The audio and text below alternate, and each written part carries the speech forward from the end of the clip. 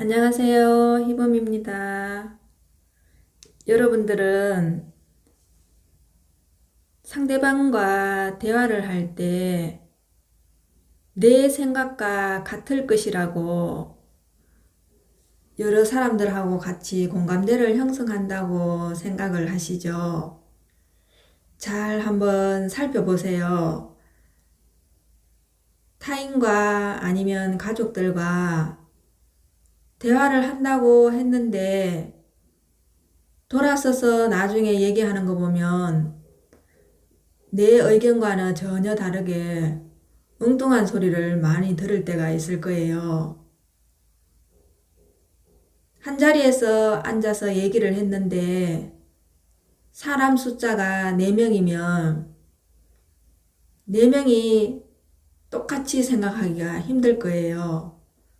각자 자기 나름대로 받아들이고 그 상황에 따라서 만약에 화가 났다면 더 왜곡되게 받아들였을 것이고 스트레스 받고 있었다면은 자기의 고민거리로 생각을 했을 것이고 여러 가지로 자기 상태에 따라서 그 말을 받아들이기 때문에 여러분이 생각한 것처럼 그렇게 그 상대방이 여러분 말을 잘 들었다는 생각을 하지 않는 게 좋을 거예요. 자세히 한번 살펴보세요. 대화를 하고 난 뒤에 그 사람이 어떤 식으로 반응하는지를 살펴보면 여러분이 생각하는 것처럼 그렇게 여러분 말을 잘 들어주지는 않았을 거예요.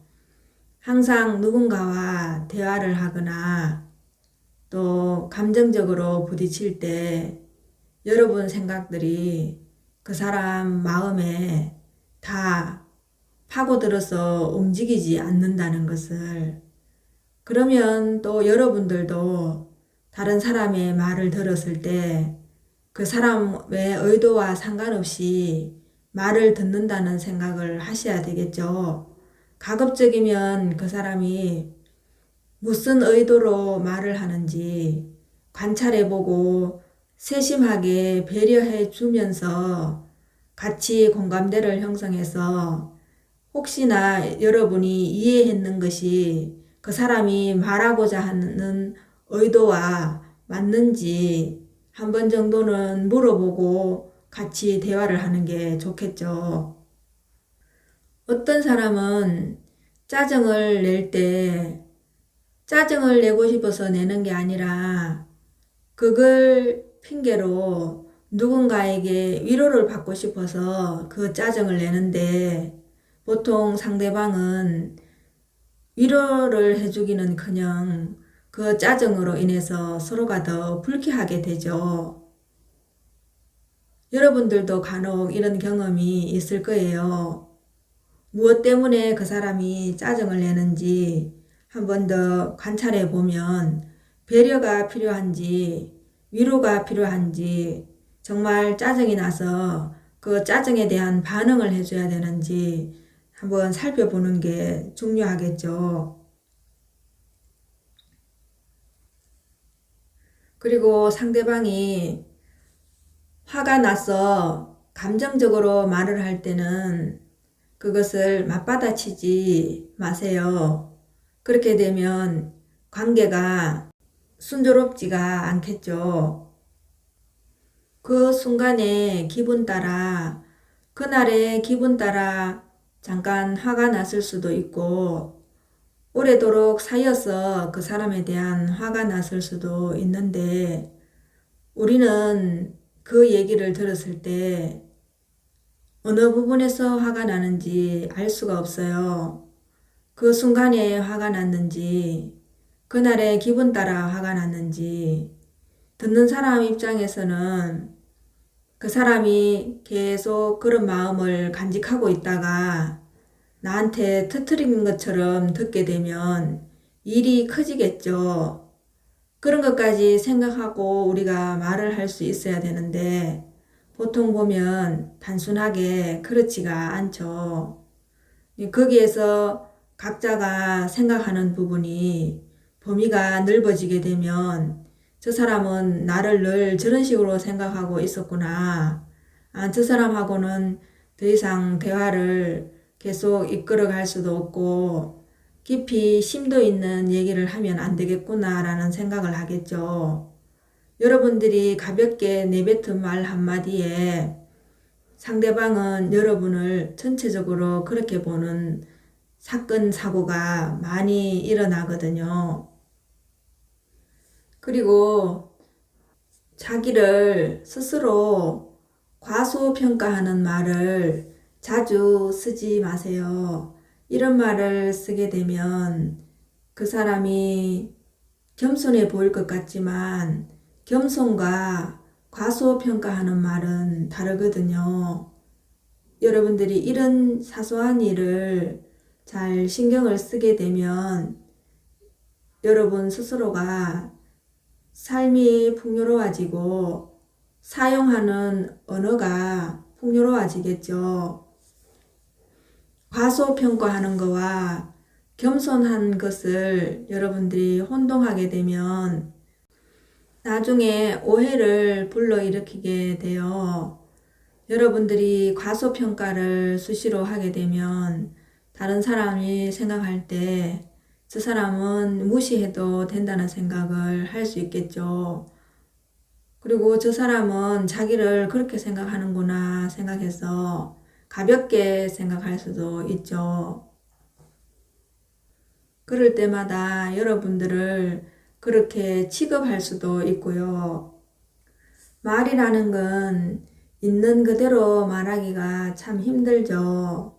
옮기는 그 사람의 감정에 따라서 말이 묻어나오기 때문에 있는 그대로 말하기가 힘들고 또 그 사람에 대해서 자기가 가지고 있었던 생각이나 여태껏 가지고 있었던 기억들과 함께 그 사람 얘기를 하기 때문에 진실이라고 보기는 참 힘들어요.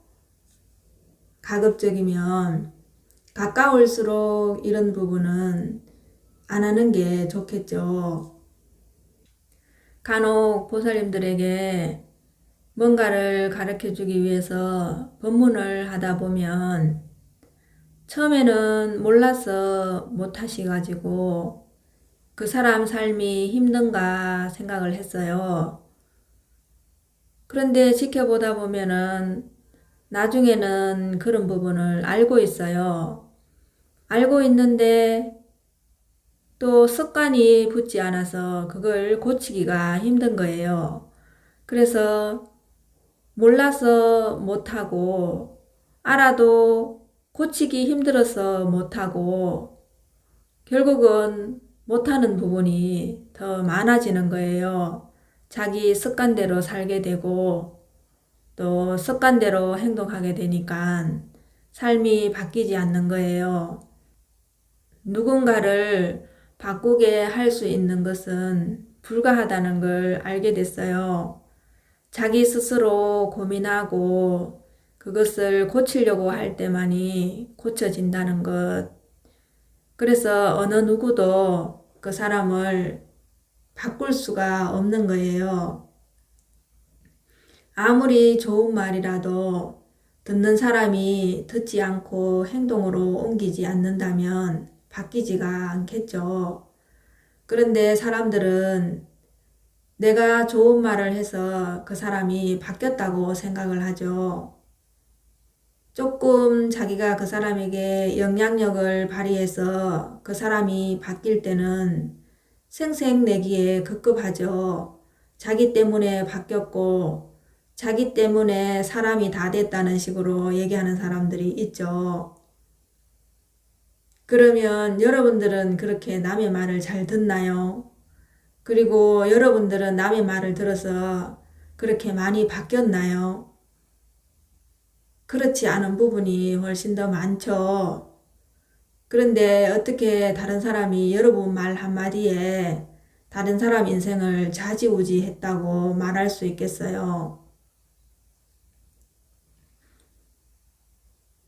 아무리 배가 고파도 그 사람이 밥을 떠먹지 않으면 배고픈 거와 마찬가지죠. 그 사람이 변한 거는 그 사람이 변하려고 했고 또 그 사람이 그만큼 노력했기 때문에 변한 거지 여러분에 의해서 변한 건 아니에요. 설사 그렇다 하더라도 그걸 가지고 여러분들이 생색낼 일은 아니죠. 그 사람이 안 하면 그만이고 안 먹으면 그만이기 때문에 그 사람이 예쁘게 변했으면 칭찬만 해주세요. 예쁘게 변했고 너무 잘 산다고 칭찬과 배려와 격려만 해주세요. 거기에 여러분들이 생색내는 말을 하지 마시고요. 부처님께서는 사람을 100명을 죽인 살인자를 교화하시고도 한 사람도 제도한 바가 없다고 하셨습니다. 우리는 누군가를 교화하고 제도할 수 있는 상황이 아니에요. 각자가 변해서 자기 스스로 살 뿐이죠. 보다 넓고 깊은 안목으로 세상을 관찰하시고 여러분들도 잘 살펴보시고 친한 사이일수록 예의를 잃지 않고 공통의 화제나 관심사를 찾아내어서 그 사람과 대화를 부드럽게 하는 것도 행복의 기술이죠. 누군가가 어떤 사람에게 큰 은혜를 입었어요. 그래서 그 사람이 그 은혜를 잊지 않고 늘 가슴에 새기고 그 사람 때문에 자기가 잘 살게 됐다고 얘기하는 것은 참 좋은 일이죠. 그런데 만약에 은혜를 준 사람이 계속 그걸 가지고 그 사람이 살도록 해줬다고 얘기하고 은혜를 줬다고 얘기하면은 그 얘기는 듣기가 싫고 나중에 다른 사람이 잘못 듣게 되면 생색내는 것처럼 보이겠죠. 그래서 똑같은 말이라도 은혜를 받은 사람이 하는 거와 은혜를 준 사람이 얘기하는 거는 완전히 다르죠. 그래서 어떤 부분에서는 보면은 은혜를 준 사람은 줬다고 말을 하면 좋은 관계를 유지하기가 힘들게 되죠. 그때부터는 은혜를 준 사람이 아니라 서서히 악연으로 변하겠죠. 이런 이치를 여러분들이 잘 아시고 사람들과 함께 줬을 때도 줬다는 생각을 하지 마시고 어떤 부분에도 다른 사람의 마음을 아프게 하는 말을 하시면 안 되겠죠.